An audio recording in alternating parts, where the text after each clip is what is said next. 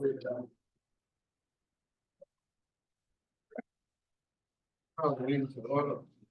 everyone here to 2024 meeting. And John me with a moment to silent prayer. Our face to pray.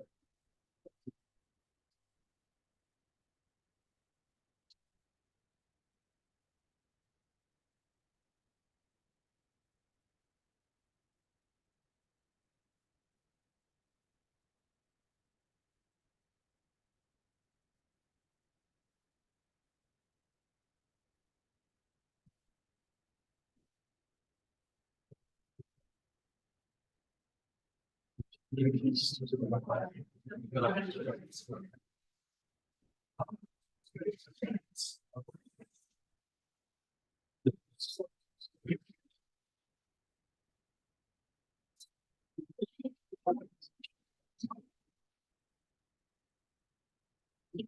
so, the equalization, start out. So good evening, Mr. Chairman, Commissioners. What I'm gonna go over, I handed out to everybody is the Caswell County revaluation notice. Revaluation is finished. We're in the informal appeal process. That office is right across from my office, across the hall, where the reval guys will be taking this informal appeals. In order to do that, they would like for you to, on the second page, there's an informal appeals form that they would like for you to fill out. And there's a number on there, 336-694-1380, that you can call and set up an appointment with them to, for you to bring evidence to what are your concerns are for the increase in value. Now, just because it's an increase doesn't mean that you're going to actually be able, have a successful appeal. There needs to be something wrong. There could be some data entered incorrectly. There could be some numbers keyed in wrong. But I suggest everybody fill this form out, give them a call, and turn this form in to them. That's in that office right across the hall. The average increase in value, I think was average about 39% overall. And that doesn't mean it's, there's a lot of people went up a lot more than that. Mine certainly did. Some did not go up as much. Some may have even decreased. So, but that's the total average across the county. But I do suggest that people have appeal and going to appeal, fill this form out, call that number, get an appointment, and turn this in to them. They get this form across from your office. Is that what you're saying? They should have got one in mail. Yeah. Yes, sir. It might not, everybody have received theirs yet. My wife received hers. I haven't received mine yet. So I'm expecting them to be in the mail when I get home tonight. But, could be tomorrow. They all went out, as we say, they hit the streets Friday evening, Saturday morning. Correct me if I'm wrong, Mr. Number 4, if you're contesting a property that is, you've had more than 3 years, you don't have to fill out number 4 down, correct? Right. Yes. I do encourage people to fill this form out, bring it to them, let them review it, and check for errors and anything like that.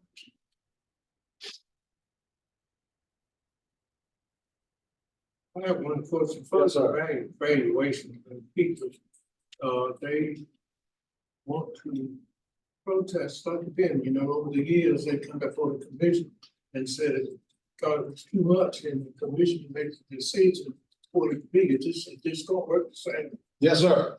Soon as the informal appeal process will be over, then we'll we will carry, if there's, people still have issues, we will bring it before the board of VNR.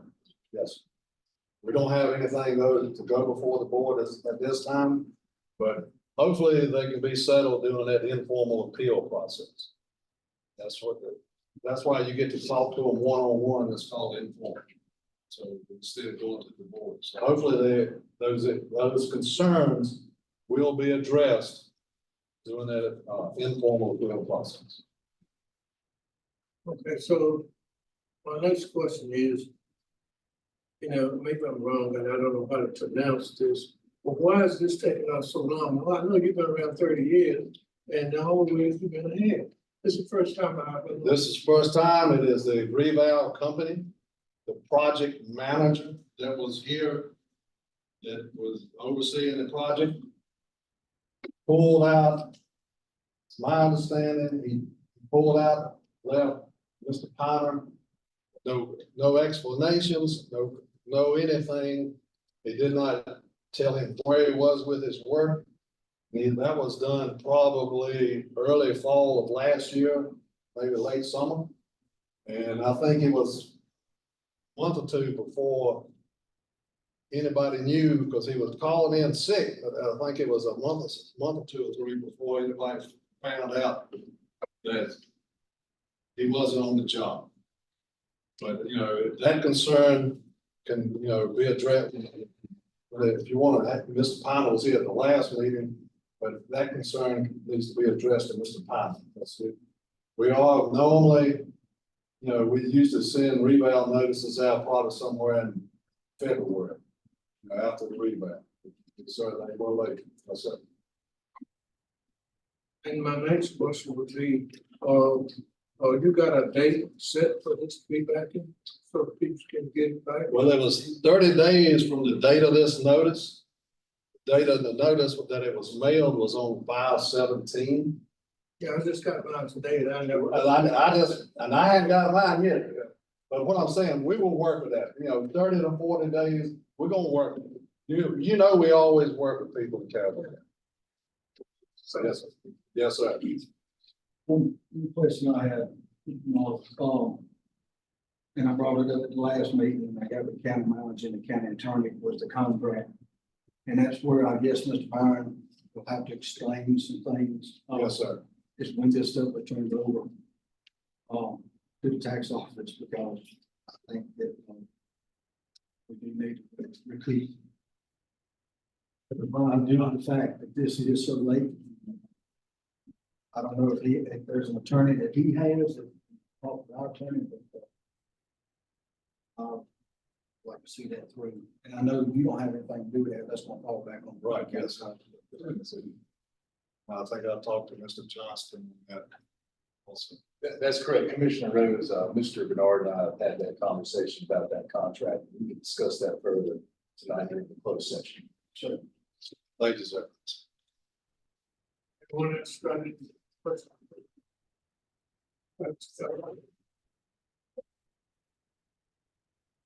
Thank you, sir. Appreciate it. Well, have a good evening.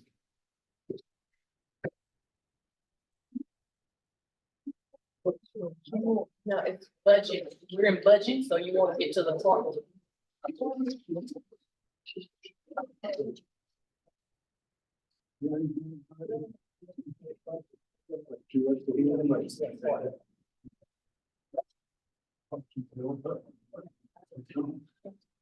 So I'm gonna have you out on a couple dates. So we went ahead and revised everything. Kind of schedule a little bit, maybe the adoption and the public meeting until the 17th. It's pretty much identical with all the work sessions we had originally.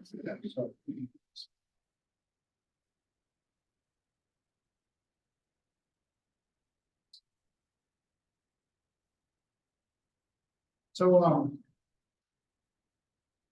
does everyone know John Clark from CCBOC?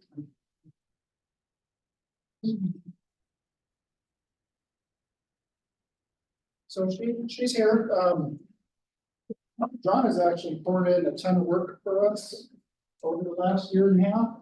And, she's helped me with the calculations and the budget, the budget number. The department heads, as you know, you can't open up the software to put this current year in because you still have the audits open. So everything has to be done on Excel pivot tables.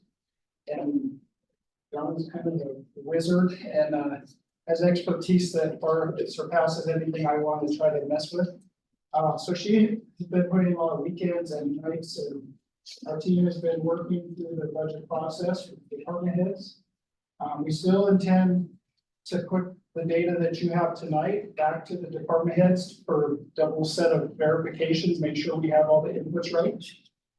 So on the first page is just the revised calendar. On the second page, it has the special appropriations. So you asked for those to be mailed last time, so I mailed them out to you. I'm assuming everybody got it. And then we sent out the department head, the ones that submitted submittal forms, I sent that out to you as well. You said you wanted to get those. So those should be fairly accurate. You know, it takes time to whittle through and double check and get everything kind of approved and verified. And so she's here tonight to talk a little bit to you because she's a financial expert and can explain the bill levy and how what the budget neutral number is, where our current budget, how that looks with our unused reserve funds, where that sits with the current tax bill applied to what this year's budget would be in the current status. So I think if she would be so kind as to walk through that page, just to kind of explain and give us a narrative, because it really helps to get that big picture. And I'll understand that this isn't the recommended budget.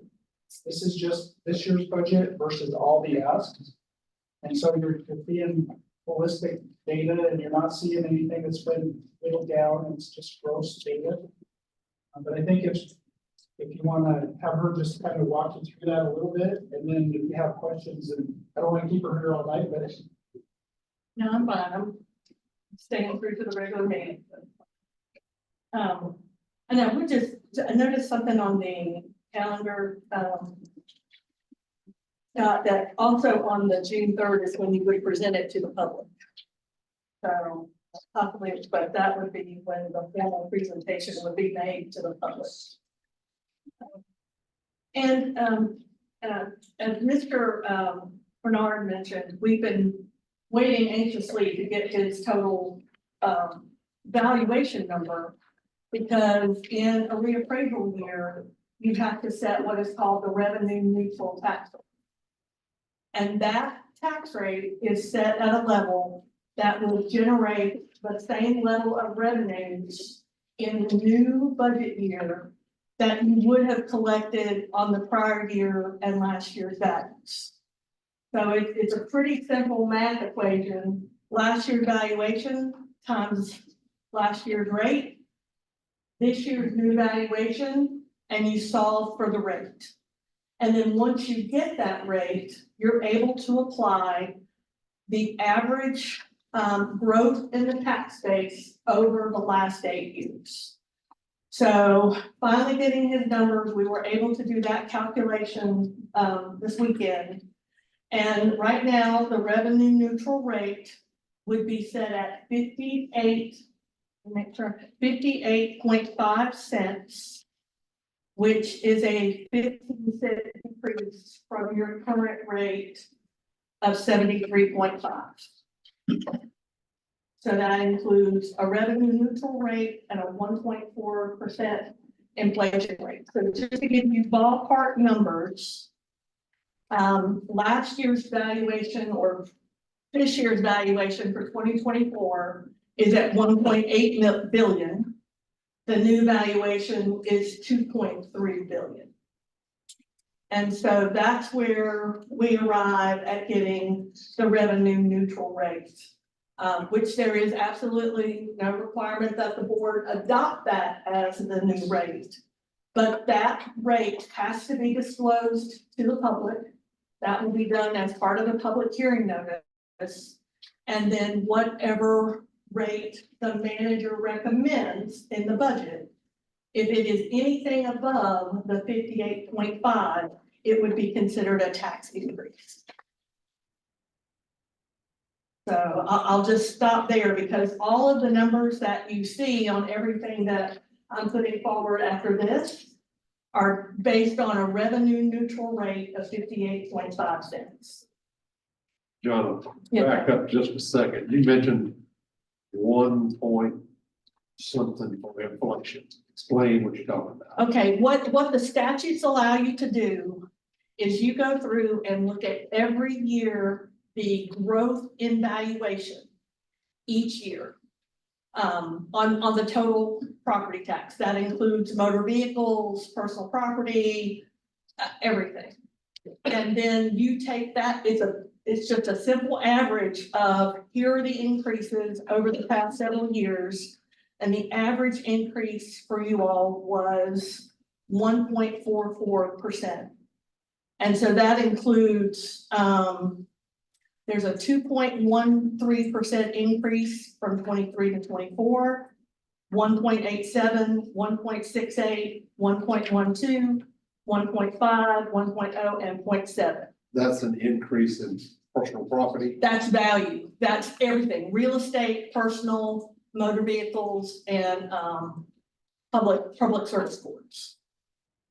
So that 1 point, forgive me for. 1.44. 1.44, that's above. The revenue neutral rate. Okay, that's- Yes, that's how you get That's to the revenue neutral plus. plus growth, right? So the revenue neutral before the applied growth rate was 57.45. So that times the 1.44 gets you to the 58.5. There's lots of rounding going on in there, but 58.5. And so that way you're allowed to capture, if you just set it to that revenue neutral rate, you don't capture the natural growth because you're getting new vehicles, you're having new homes built, you're having new businesses built. So you don't have to you have to factor that growth in so you don't kind of net that growth out. So if you never had another home built, nobody ever bought a new car, then you wouldn't have any growth. But that's how you factor in what's often referred to as the natural growth, just as your community grows and assets get added. And one area where there's been a lot of growth has been in the public service companies over that time. Because, you've had, especially in the last couple of years, you've had high fiber coming in. So, as your infrastructure has grown, that's an area where you're also getting it. But vehicles, surprisingly so, your motor vehicles are increasing in value somewhere about $15 million a year. So you're getting really good steady growth on that. Personal property has even been increasing. I know Mr. Bernard's estimates are somewhat conservative because you've got to factor in depreciation as on personal properties. And so I will think we've been conservative in these, in the growth estimates, and also because the notices have just gone out, we really don't have an idea of what the appeals factor might be. So he's billed a certain amount, but if appeals are successful, then that's going to reduce that valuation. So in this total valuation number, we've estimated an appeals factor. Of what? Right now, 2%. So you're estimating that actual values will be decreased Yes, sir. by 2%. Yes. Because and here's the challenge. If you don't do that, you could find yourself in a position, given that we've got to adopt this budget, or you've got to adopt the budget before the appeals process is final, of possibly adopting a budget, a revenue neutral rate that is too low. that could put you in a shortfall position for the year. And all of these are all, a budget is nothing but a plan and a lot of assumptions and estimates. And so you've got to be thoughtful in making sure that, you're protecting the county and that you don't find yourself in a severe shortfall once the appeals come in. So best case scenario is the appeals aren't at that level and you'll have more revenue than we budgeted, but looking at that difference, it's not millions of dollars, it's hundreds of thousands of dollars. Because your revenue that each penny generates on this new value is $230,000. So one penny generates $230,000. Is there a chance, excuse me, is there a chance that this appeal process could absorb more than that 2%? Well, that'll be up to y'all, since you're the board of ENR, but I would think the 2% is a conservative estimate. But I think if my position is, I'd rather assume that conservative, you be in a position of maybe having a little additional revenue as you go into next year, depending on where the values end up. And you never know where the values are going to end up for any given year. It's all a best professional guess. But then be in a position that you maybe have something that helps follow your fund balance. But as a reminder, you can only establish the tax rate one time, and that's with your adopted budget. So if you missed the tax rate, you do not have an opportunity to fix it until the next fiscal year. So it's a really important number, and to make sure it's got some conservatism built in it. If my math is correct, that 58.5 cents revenue neutral is 21% reduction off of what the rate is now. I know you said 15 cents, but it's a 21%. Right. But if values went up on an average of 38, 39%, taxpayers are still looking at an increase regardless. So how is that revenue neutral? Well, because Mr. Bernard is just looking at the real estate value. That's not it, considering all the other factors. So, because actually with the revenue neutral rate, because that rate is applied against all of your property tax values, you will actually see decreases in all the other property taxes. Actually, vehicle taxes decrease, personal property decreases, because at the revenue, the only thing that is really, the real estate values have gone up. And so you're really lowering that for the bulk of your tax base, which is the property values. But the motor vehicle tax at that revenue rate, you're losing money. When I did the revenue forecast, you're losing, I think it's a couple $100,000 in the property tax area, and you're losing in the personal property tax as well. Because at the revenue neutral rate, it's those bases haven't changed. Your vehicles are evaluated every year, personal property is evaluated every year, public service court. So those values are just a year old, but it's your home values that haven't been touched in the last 8 years.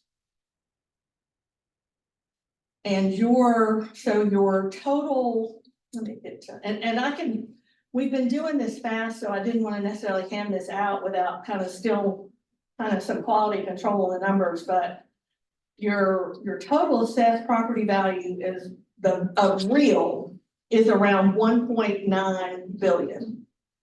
And that includes 275 million of exemptions. So exemptions have already been backed out of that. And so then you've got another billion of taxable personal, public service court and motor vehicles. And on those types of property, they are going to see a decrease in their taxes. You know, that's just the personal property type of, that's not real property. Correct. And typically what you'll look at is if your house, even at the revenue neutral rate, if the average home value across the county went up 39%. When you get your valuation, if your home's value went up more than that, then your tax bill is gonna increase at the revenue neutral rate. Okay. Yeah, if your home went less, then you'll pay less. I hadn't talked to folks that got less. Well, and also, I mean, you gotta remember, this is, my understanding is the board deferred to do their reappraisal at the 4-year period, which you were typically on a 4-year process. And so 8 years is a long time, and a 39% increase over an 8-year period is actually a little bit lower than what some other counties have been seeing over this last cycle. Yeah, but that 39 is the average. Yes. When, you know, you have folks talking about 100, 150. You go down that numbers like that, they're expecting a substantial decrease in the rate. I'm gonna try to make sure they get it. I'm not speaking for the board, I'm just speaking for myself. And, you know, I know everybody's got wants and everybody's got needs in the county budget. The taxpayer can't bear but so much of the burden. And I'm not willing to force it on them, so to speak. Just thinking my opinion, you go ahead. But, so are there other questions on the revenue neutral rate? But you're right, 15 cents off the 73.5 is a 22% reduction, and it's not the 39 because you've got $1 billion of other value in there.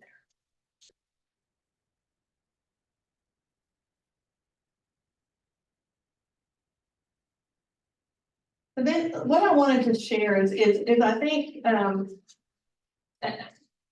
as I've worked with a lot of boards in the past before, I've always wanted to share kind of to give them context of what the requests are over what available revenues are. So on this sheet that's called General Fund Surplus Gap Worksheet,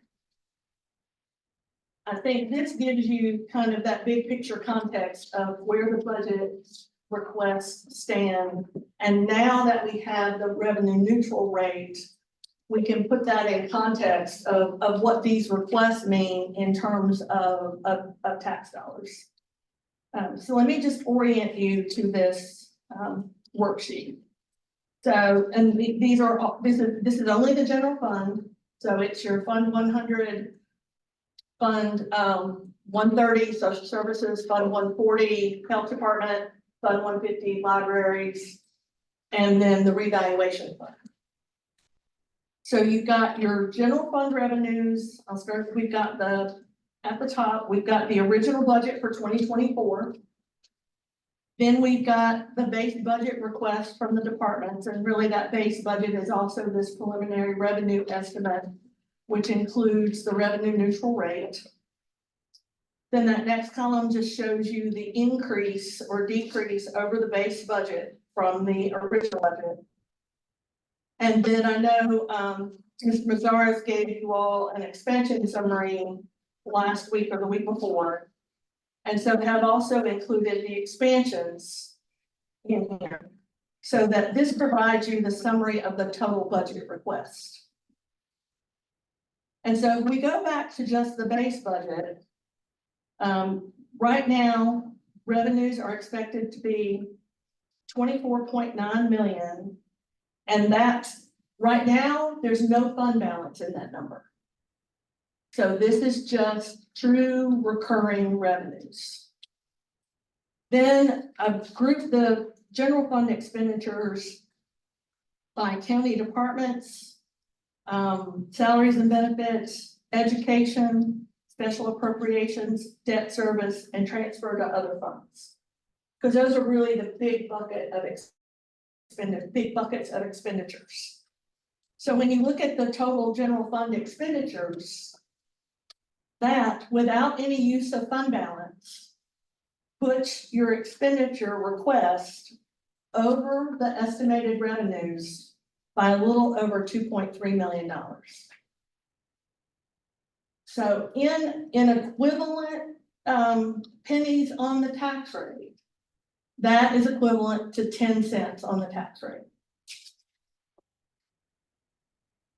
So right now, if you basically ran operations as they are today, because that's what the departments were asked to do, to put in their base budget operations that they are today, you'll see there are some increases and decreases as we refined estimates, adjusted for extra personnel, made some changes to the vacancy rate. So, and again, these are all preliminary adjustments. That without fund balance, you would need a 10-cent tax increase to balance the revenues over this for 2025. So you, correct me if I'm wrong, you would assume it would need to go to 68.5. Yes, sir. Without taking anything from fund balance. Without taking anything from fund balance. So I guess what I want to highlight there is your use of fund balance, which is only a one-time source. And what I intend to do over the next couple of weeks is to update your fund balance projection based on preliminary 22 numbers and preliminary 23 numbers. Because you've been budgeting for fund balance, but you haven't been using fund balance. But I guess I want to highlight there that the value of using fund balance, and I know there's been some concern about using fund balance, because it's a one-time source, and once you're going to use it at some point that it's no longer there. That's equivalent to a 10-cent tax.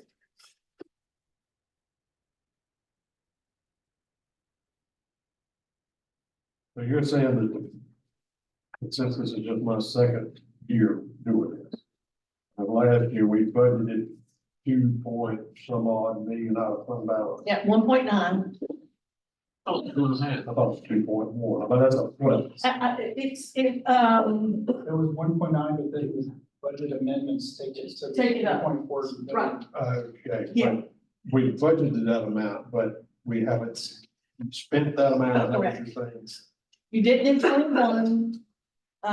So you're getting close to having what I would call final numbers for 22. So I'll be able to give an estimate on if you use fund balance for 22. It does not look like you're going to. And then I'll make a guess at 23 as well. We've still got more work to do on 23 before we get the numbers final. And so again, we're still sharpening the pencils. We still are looking at and verifying all of these. I looked at it yesterday and I said, oh, we've missed 2 departments that aren't even entered. So, there's still some quality controls. There's still draft numbers. But I just I think this helps give you kind of an order of magnitude and a context around the request, around your tax per penny. And if you look at the total, the expansion request, the total expansion requests are 5 million, less expansion related revenues of about 400,000. So if you wanted to fund all the expansion requests, and I don't believe that's what Mr. Mazzaros would be recommending, that's a 20-cent tax increase, which would put you well above revenue neutral. So, and I don't think anybody's suggesting that that's going to be what is recommended. But I think seeing the request in terms of what those are around the pennies on the tax rate, now that we have that tax rate number, I hope it's it's helpful for me because I said, it's a whole lot easier to balance a budget when you know what your revenue number is. So it was good we finally got the property tax values. And then, and just, again, so I know you've seen the expansion summary. I believe, Mr. Mazaris gave you like the printouts of the department's base budgets, which those are the raw numbers, not scrubbed, not addressed, and it didn't include any salary numbers. So what follows this summary sheet is a summary by department of the total request. Still at a high level, but are those same columns, the original budget, the base budget, the change, the expansions, and the total request. So that you can see at a high level, the starting point of the request that the manager is starting from as he moves to work toward a recommended budget. So this is all of the requests pulled together. Salaries, non-salaries, expansions, and we still have to do some quality control on these numbers, and we're getting ready to send them back to the departments for their validation. Because when you're putting all of this together, entries, wrong fingers can happen. But this gives you the total look at what's been put forward.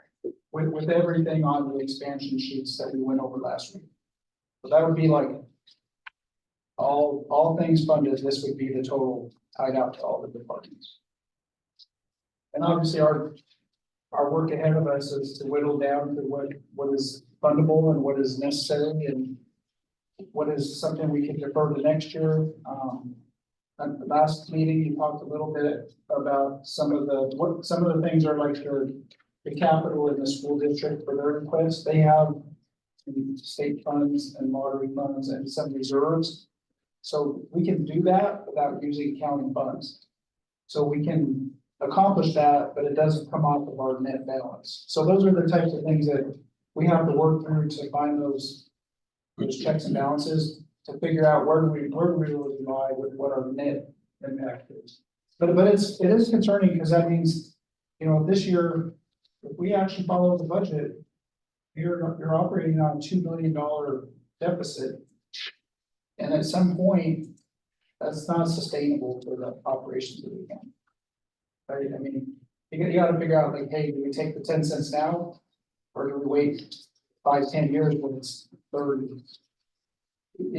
Those things don't get cheaper, and your problems, it's easy to get ahead of your problems financially as a county. Since it get 5, 6, 8 years down the road and say, oh, now we have, all the vehicles need to replace, all the maintenance wasn't done, we have salary gaps. Yeah. So I mean, it's incrementalism, but at the same time, it's being good stewards and good fiduciary responsible forward to the citizens. And there's a balance there. What that looks like, we have to figure that out. And if you recall, and we shared this more so with the Finance and Budget Committee, but that the approach to the budget this year with the departments was for them to, they could reallocate their bases, but that anything beyond their base request was supposed to be put on expansions. And you'll see there are some increases in departments, especially in the benefits lines, because we've already put the required retirement rate in the budget, because you have no choice, you've got to pay the retirement system rates, and we put the new health insurance rates. So any increase in benefits is really being driven by those two major increases. You'll also see some areas where salaries have increased. And in most cases, that is where we have had to adjust the vacancy rate downward. So it's less of a reduction against the budget. Because 2024, that budget year was the first year that the vacancy rate had been used as a budgeting convention.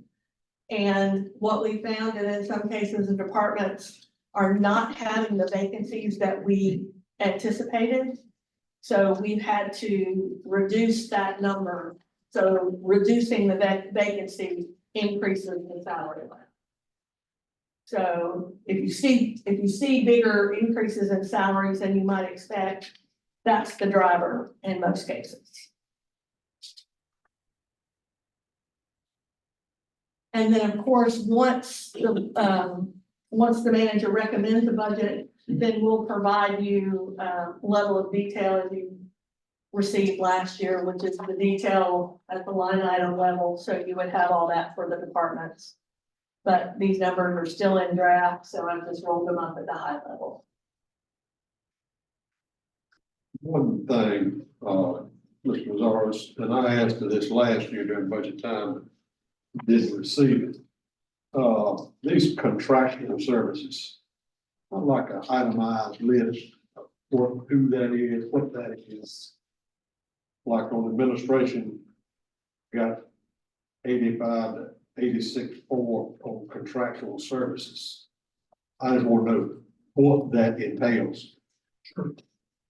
Not just on administration, but countywide. Is there, and the reason I'm asking is there a way that county staff maybe could do that job? I know that's adding workload. I think I get that. But I don't. We can share that information, but in most cases, Mr. Yarborough, you're hiring for expertise that the county doesn't have and couldn't afford. One good example is Mr. Johnson. Is the attorney. So if he was a staff attorney and we paid his benefits and all of the normal FTE stuff, his salary and what he gets paid would be far different than what we contract with. Okay, but I still would like a breakdown of that. And Mr. Arbor, let me ask you, because the easiest way for us to do that is for me to pull 24 actual expenses and show you from that That's fine. standpoint. Because we didn't ask the departments to necessarily detail that out, but we assumed kind of the same patterns. Okay. So we can absolutely pull that together. That'll work. Okay, That'll work. okay.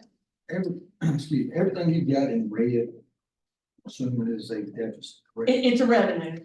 It's a revenue. Revenues are in red and in parentheses, so they're credits, so that that's the quick way you make sure above the balance, your revenues are red and your expenditures are black. Most times you see red. But on the change column, a red is a decrease, Okay. whether it's a revenue or an expenditure, and a black is an increase. Worksheet is $2. Yes. I was getting a little worried. Yeah.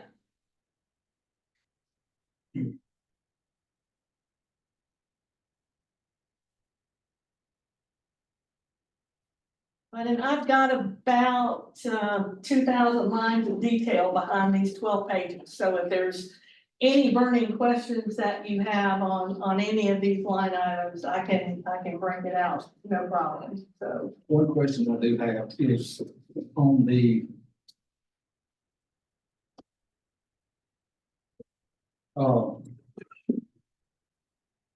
what we have in our fund balance. yes, sir. We don't have an accurate 100% number on that as right now. I have it accurate as of June 30th, 21. So, and I can get you a pretty good ballpark for 22 and a bigger ballpark for 23. You want to explain how we have the outlays and obligations?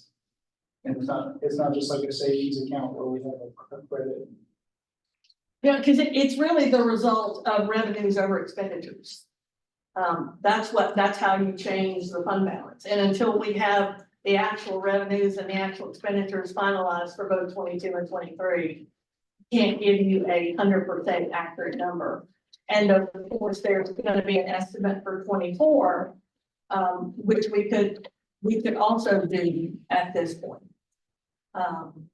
That was even, more of a ballpark because we still have a couple of months left in the year, but we can make some reasonable estimates about where expenditures and revenues would be.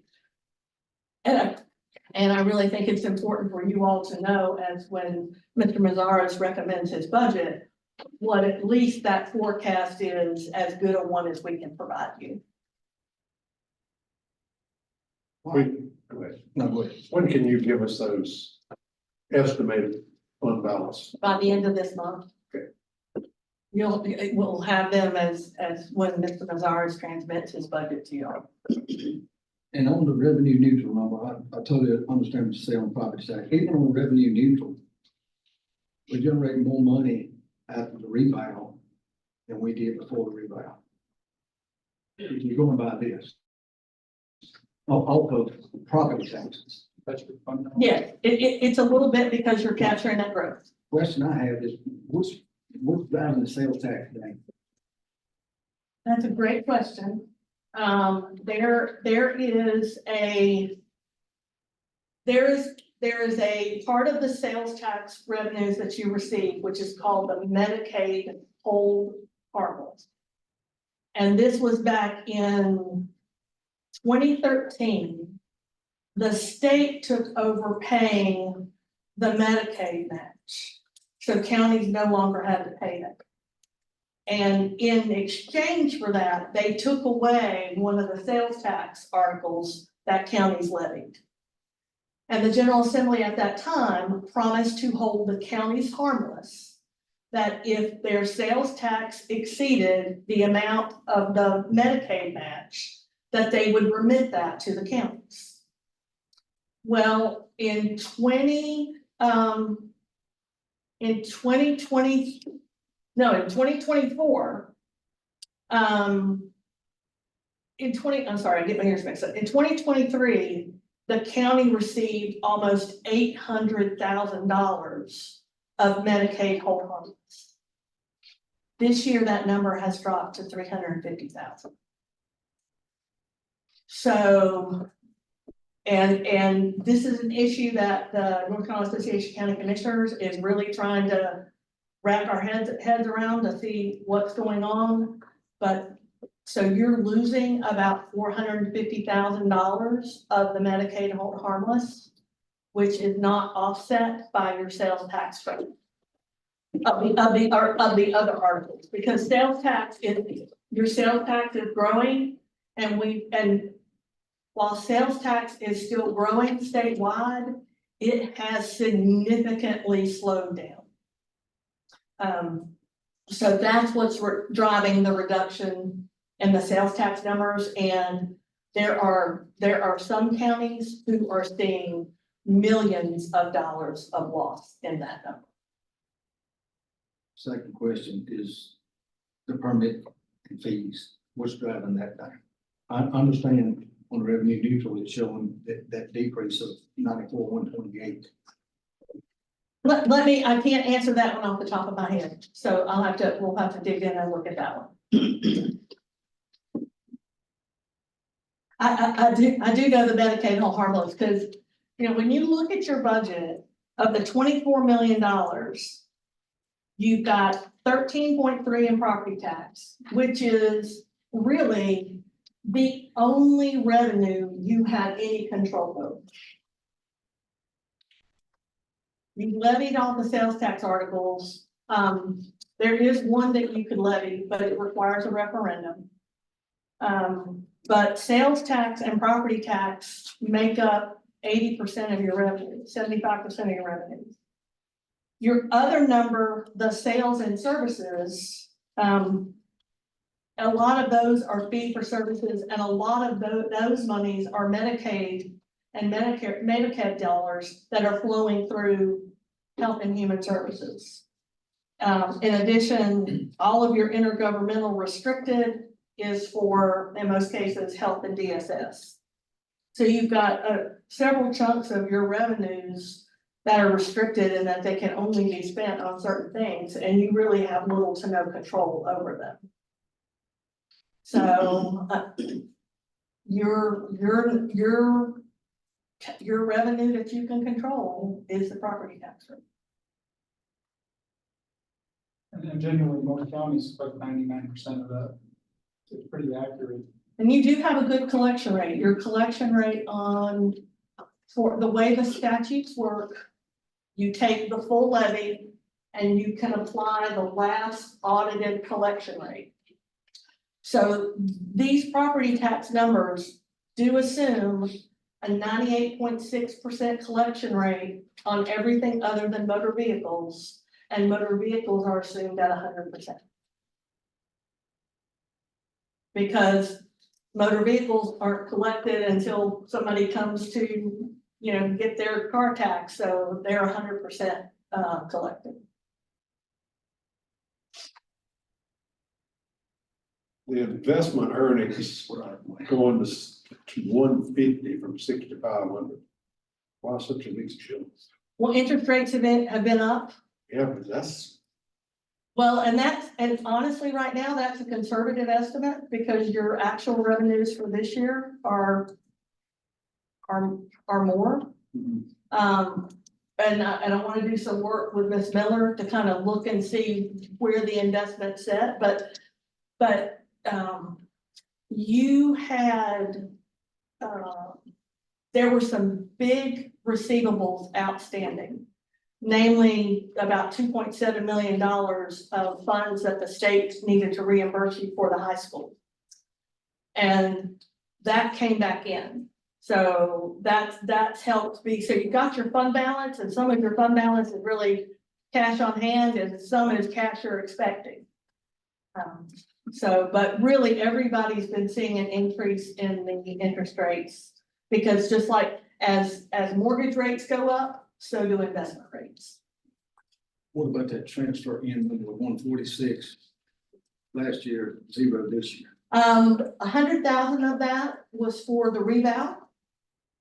And since that's over, you won't be transferring money from the revow fund. So that was actually an internal transfer between the general fund and revow. And the other $46,000 is an elimination of the court fund has been functioning in a separate sub-fund. It doesn't need to be. So we're moving that into the general fund to simplify the accounting, and that eliminates that transfer. So really that reduction in revenue, if you look down on the transfers to other funds, that decreased as well. Those two net each other out.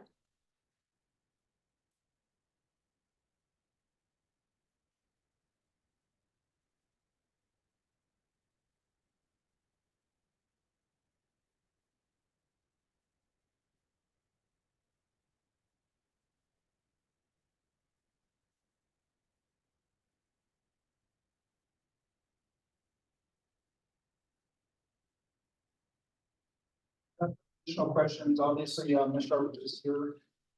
There are some department heads here, so the ones that are here, if you want to go through some of those expansion requests. That way, we do have the 6:30 meeting. I don't want to, if you have more questions or want additional understanding, let's.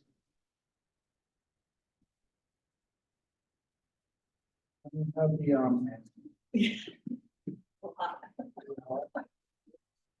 get warm and start talking about all this fun stuff. But as I mentioned, I think most of you all have my contact information or you don't, Mr. Lazar, if you don't hesitate to reach out to me, I can provide some additional details. So I don't know how you want to do this. Obviously there are several department heads here. If you want to choose the one that you want to address first or come up and expand. well, I just flipped to IT. 165 big expansion, but I'm gonna get a little explanation on that.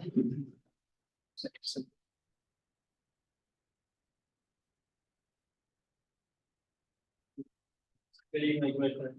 So it does show 165,000.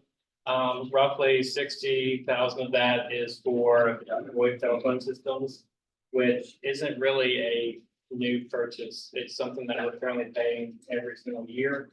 We are upgrading that system, but based off the numbers that we're spending right now, and the quotes we have from vendors, we should be able to do the migration without any additional costs to what's already been anticipated for the fiscal year. And let me just kind of hop on that for that, because that in showing up as an expansion was my error. I didn't realize that we were moving everything into the IT budget, and we're gonna be reducing it from the other departments, because it's gonna be paid centrally. So that will be a net zero impact. It's a wash. Okay. So, and that's totally my bad. I didn't understand that. Yeah, so to be fair, the overall budget requests, we put them all, we broke them all out. But as we worked the last week and a half through all of the numbers and transfers, some of these things have actually, like the school district asking for the HVAC system. That's actually not in the budget expansion because there are funds in their reserves, so it's a net zero. So when we get to the final budget, you'll see that, but to not make it confusing, this data is a little bit driven just on the project and not on that net impact with finance. So I apologize about that. I had to provide you something to have a meeting, and I gave you the best information we had at the time. So since then, and then moving forward, even when we prepare the final recommended budget by June 1st, that'll be a little different than what you see now, but it should be a lot closer in the things you're asking questions. Let me make sure I understand you right, John. This 165 that you're showing an expansion, it's actually not. It's actually 100,000. Because 60 of that is gonna be offset by reductions in the other departments. But it's still 100,000. Yes, it is still 100,000, yes. I thought it was. No, Yeah, wash to me is. no, just 60,000 of the 165, so 100,000. And we discovered that late this afternoon after this was already printed, so I apologize. So the 105 is for. Basically, there's a number of additional security endeavors that we are looking to implement.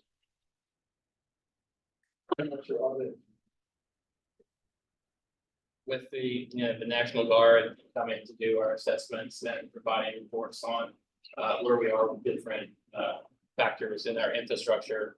There's a number of things that we need to get implemented to maintain our security.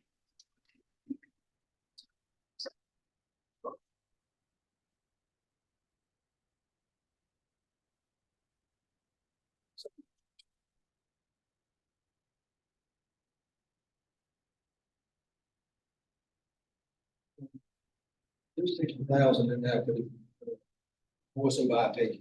Just, is that the whole county? Yeah, I mean, technically, all of my budget that we're talking about would be for the entire county.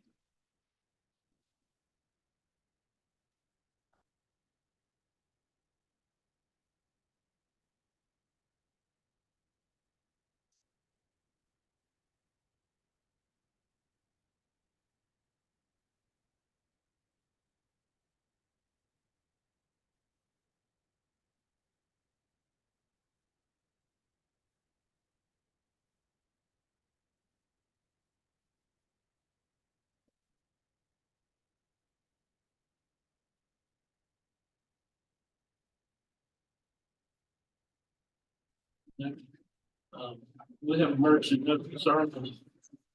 Thank you. So he is actually coaching baseball game right now.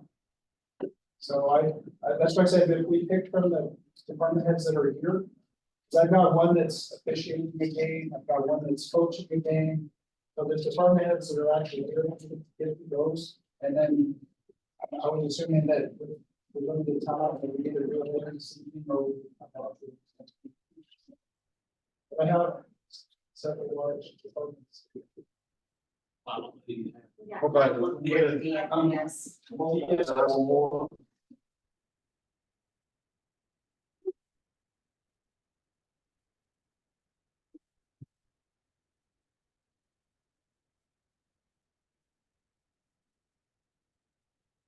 Kennedy, I see. 75, 254. In salaries. How many positions? Two requested full-time positions for their salary.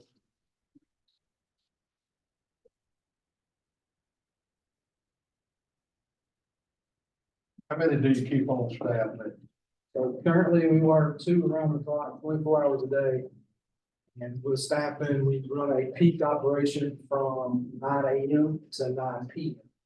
With the addition of 2 more telecommunicators, it will allow us to operate 3 around the clock, 24/7. Reason being is because each year the center sees about a 15 to 20% call increase. I know just 2 years ago, we increased up to have peak time staffing, and we're seeing a period of point. But if you go back the last 3 or 4 years, and you look at the number and the trend all the way since, after 9 p.m. until the next morning, when we don't have a peak time staffing, we're seeing about a 60% call increase across the board.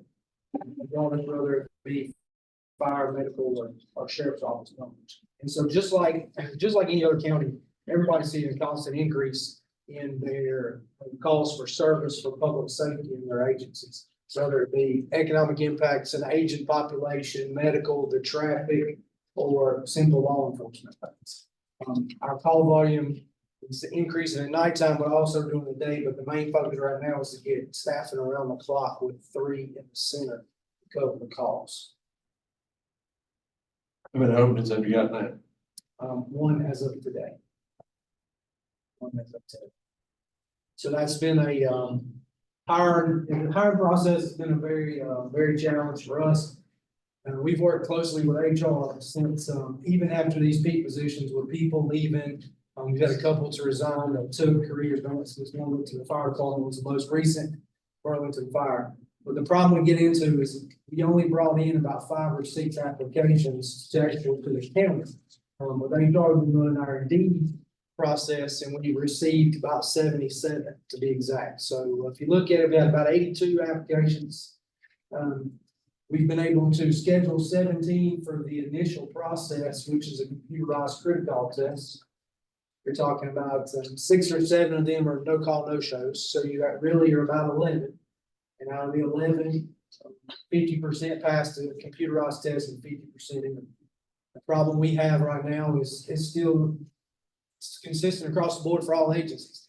We don't want to work nights or weekends. And when we bring new people in, night shift is the vacancies that we have open. That's what we need coverage at. So really, if you really back down to 1% out of 80 some is what you hire. And so we finished the process recently, so we have 1 vacancy left, and we'll start the process back up. So getting the applications or the resumes or getting them in, it's fine when they originally get there. The problem is getting them to the computerized testing, getting them through, and getting them to the interview and making the job offers is where we have a problem. But at the same time, we have a problem with getting them in to cover those positions, but the call volume doesn't do us any justice because it's constantly on the rise. In the last 2 weeks, this county's been put through a very trying time. What's your capital outlay for? 289. The capital outlay is for radio consoles that go in there. Those are the computers, and the monitor screens and the cabling and the programming for the back to upgrade the radio so you can actually transmit and talk to the responders. Those are currently what we call a Motorola 5500 series. They are expired completely, so it's and they have to be updated. There's no way you can't get parts anymore for those. That's been in the plan as well as we move forward with our advancements and adjustments of fixing things where they need to be. Those were held to this year for replacement.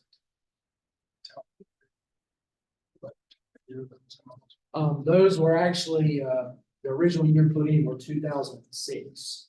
And so you only have service for so long on those consoles, and then they have to be replaced. So we're 2 years shy of 20. So we've got great service out of them, but Motorola does not have parts or capabilities to work on them anymore. So what we've done in the last couple of years is other centers that are in the same situation as they transition and replace them. We've actually taken their parts and brought them so we would have spares.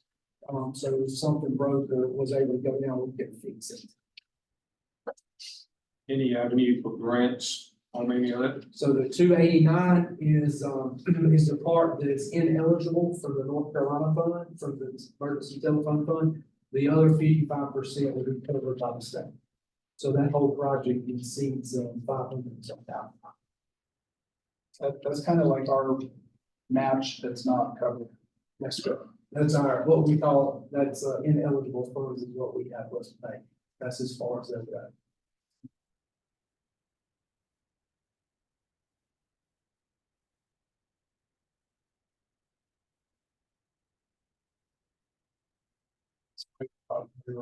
Those are, the radio and the radio consulates and the consoles are, one of our greatest, priorities in place. Because we'll need those, because we are, system is expired. So that 289 is a match to the grant that grant. Yes, sir. That's what's, ineligible. That would state would pay 55. Roughly, depending on all the fine strings that are attached and the parts that come with it, they usually somewhere between 55 and 60% is what the state will cover, so the remaining portion will be ours. Reading somewhere, this money can only be spent on this particular item, right? Yes, sir, that's correct. The eligibility list, just like some other things that were covered about funding coming in, there's a very strict list by the legislature. And what they set in place is only what you're able to take out of those funds and spend it on.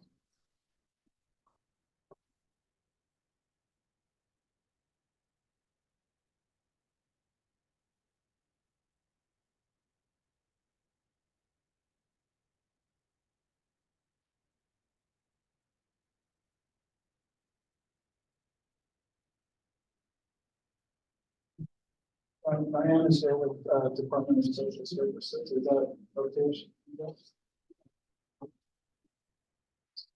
Didn't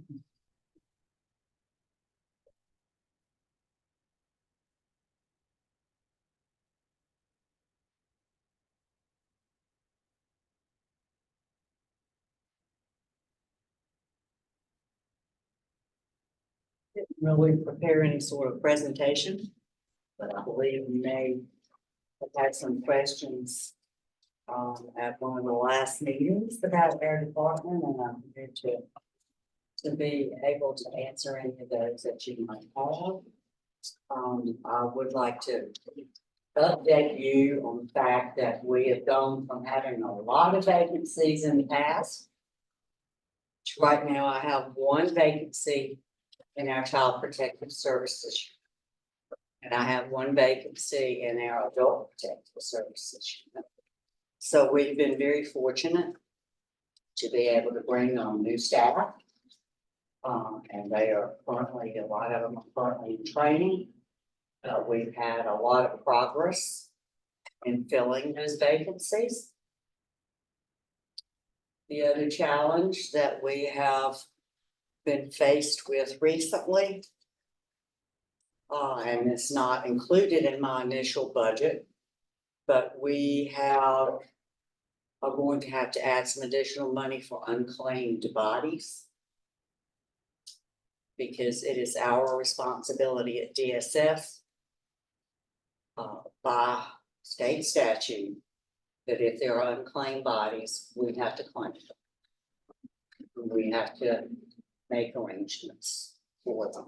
I believe they asked about that last time. Like I said, how many are you projecting or you normally have in a year, which I mean, that's kind of hard to say. In the past, we've had, most years we've had none. But so far, we've had 6 this year. Now, what about nursing homes? Does that still apply? If they don't have any family and they pass in the nursing home, would the nursing home take care of that, or does that fall back on? It's an unclaimed body, and it's Department of Social Services. We spend a lot of time and effort trying to identify family members. Locate them and whether they're in other counties or whatever, because families need to know Right. and have an opportunity to make arrangements for their family. Where you've got a line item for $1,000 down here, you said you need to add that. It's already been put on there. For the unclaimed body, yes, I've asked that be increased. It's currently 2. So you're asking for an additional $1,000 in this I'm range? actually. Well, yes, I base it on the number of unclaimed bodies we have. and how many we can project that we might have over the rest of the year. So we've gone in the past years from having one to this year, we've had 6. So I am budgeting for at least 6. What does it cost per bite? How are you splitting? We use cremation. What is that average cost? The cost wise to us, in the past, we have paid $600. That cost to us has now increased. So we're looking at $1,000.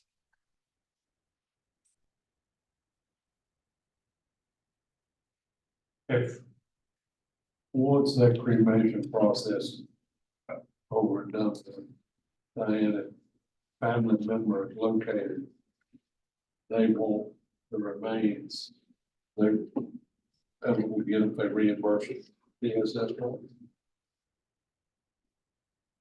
How does that work? We have had a few that family members were finally located. And they came forward, but it was well at the back. We did not charge them. We had already incurred the expense. So we tried to offer the family the option of having the ashes. We don't have anywhere to store them. That's gonna be my question. Where do they just leave a funeral home or? The funeral home has been very kind to store them for us for a certain amount of time. They keep them. And I guess after certainly the time, after they petition to have the ashes. With them. Yes, they only keep them for, I mean, some of them have been kept for a couple of years.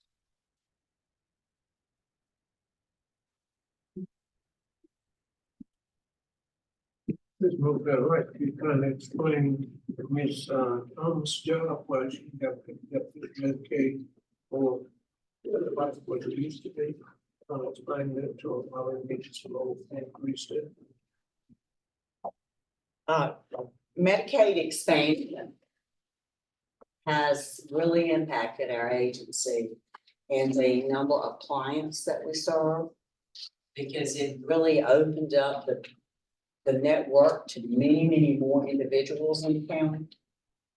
So our caseloads have really grown with the Medicaid expansion. And it's also brought a lot more people into the agency that we have to accommodate and we provide services for. So it has created a need. I have one new position in my budget, and it is directly related to the Medicaid expansion. My staff they're thankful to finally be fully staffed again, but it's a growing need. And with the Medicaid expansion, we're having to figure out how to handle the increased caseloads. And July 1st, the tailored plan is gonna roll out too. Yeah, Right, so this 75-25 on this DSS gap. 25 is us, 75 state, yes. 25% being us is 34-17.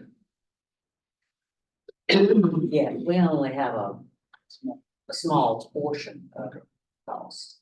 Every program we administer is shared expenses. Each program is different. Some of them can be 50-50, some of them can be 75-25. Every program is a little bit different than we're doing.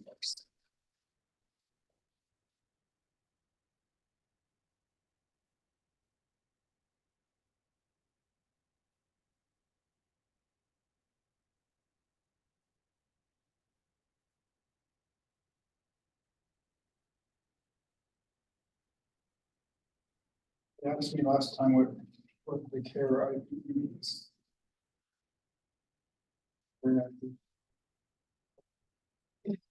This is the foster care. That is a federal funded program. There are several different foster care programs. Federal 4E money is federal money. Then we have state foster care, which is funded by state funding, but all of them have a little part of local funding attached to. I guess my question on that, that 5310 on the DSS foster care state line increased to 140, what's driving that 145,000?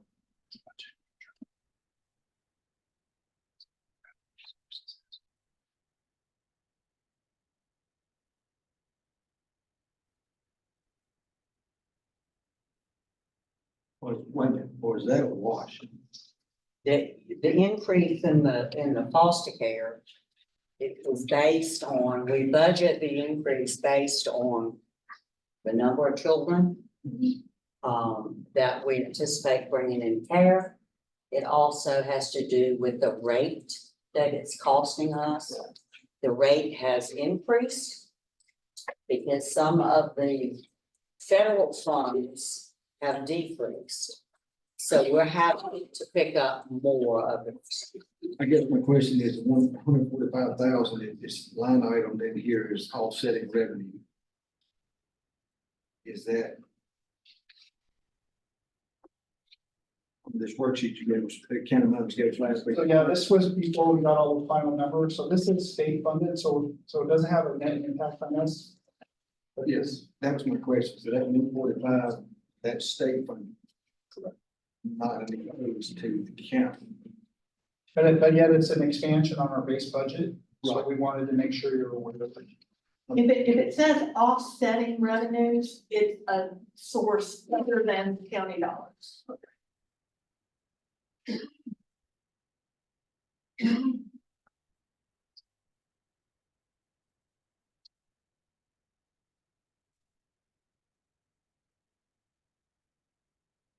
Yes. Any more questions? No? Thank you, Richard. Thank you.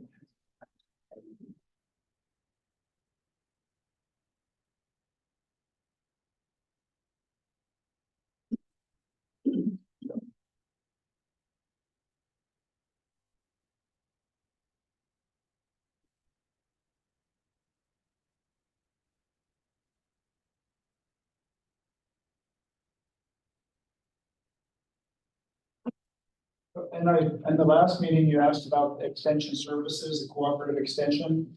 That's actually for all increases for the entire department, not just the 38,000 we talked about. So that isn't a 50% split. We thought it might have been a 50-50.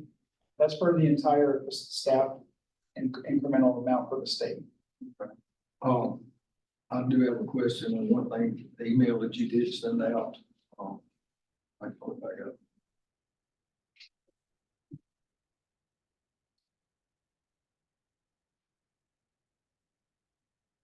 Question had as far as the forestry, own budget.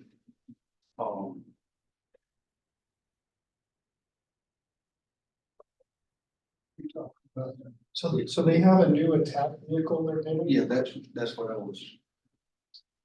So it went up, I think last year was like 98,000 and then is 115, so it's, the net impact's 30,000. Their vehicles age, so they're asking for a partnership on that. That's not the full cost. No, I mean, I see on here where the state's paying. This year's budget is 289,562 according to this. Remember, we got the state paying 173,737. We'll be paying 115.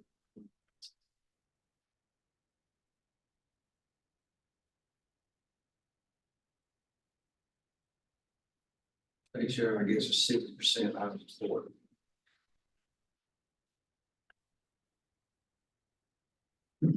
We'll really try to break it down into the exact incremental increases on some of those programs so that it's, the net impact isn't counted twice, you don't have any overages and that kind of thing.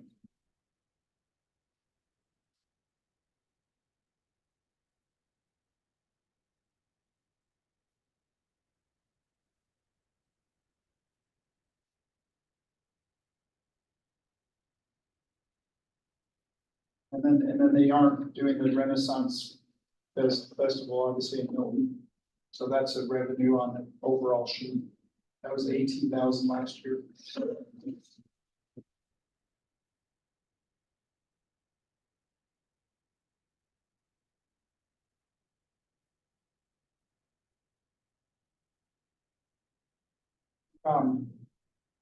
Yeah, Park and Rec, I can call Randy, but he's officiating the game and getting kind of close to that 6:30 time. I don't know. You want me to share it? We don't think we're going to have time to get to them. I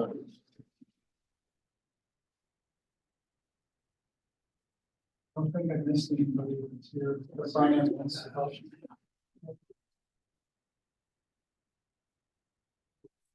I appreciate John being here. I appreciate you going through that with us.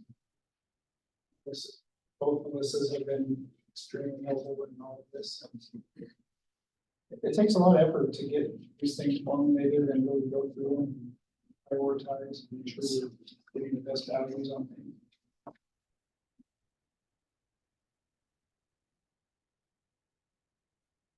That's a bit bold into that, but since the degree set of words and mention. Thank you.